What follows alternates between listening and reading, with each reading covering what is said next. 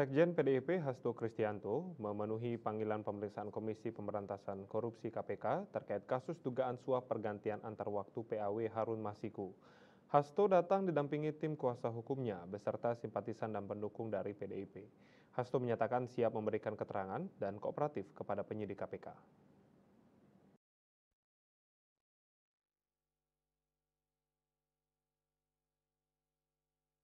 Sekretaris Jenderal PDIP Hasto Kristianto tiba di Gedung KPK Jakarta Selatan untuk menjalani pemeriksaan sebagai tersangka dugaan suap dan perintangan penyidikan atau obstruction of justice pada Senin 13 Januari 2025.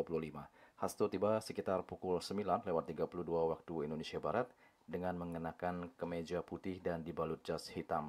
Hasto datang dengan menggunakan kendaraan bus, didampingi sejumlah tim hukumnya diantaranya tanpa Ketua DPP PDIP Roni Talapesi dan Advokat Magdir Ismail.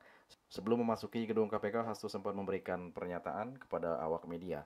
Dalam keterangannya, Hasto menyatakan siap memberikan keterangan dan kooperatif kepada penyidik KPK. Hasto juga menyebut kedatangannya kali ini ke KPK sekaligus untuk menyerahkan surat kepada pimpinan KPK terkait proses pra-peradilan yang dilakukan terkait kasus yang menimpanya. Sebagaimana yang diatur dalam Undang-Undang tentang Hukum Acara Pidana, bahwa semua orang mempunyai hak untuk melakukan pra-peradilan.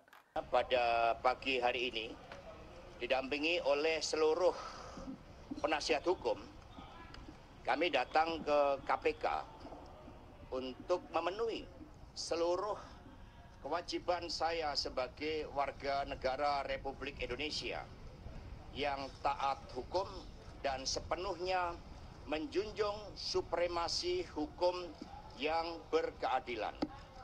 Saya akan memberikan keterangan dengan sebaik-baiknya, namun sebagaimana diatur di dalam Undang-Undang tentang Hukum Acara Pidana, bahwa saya juga memiliki suatu hak untuk melakukan pra-peradilan. Sehingga pada kesempatan ini penasihat hukum kami juga akan memberikan surat kepada pimpinan KPK berkaitan dengan proses pra-peradilan tersebut.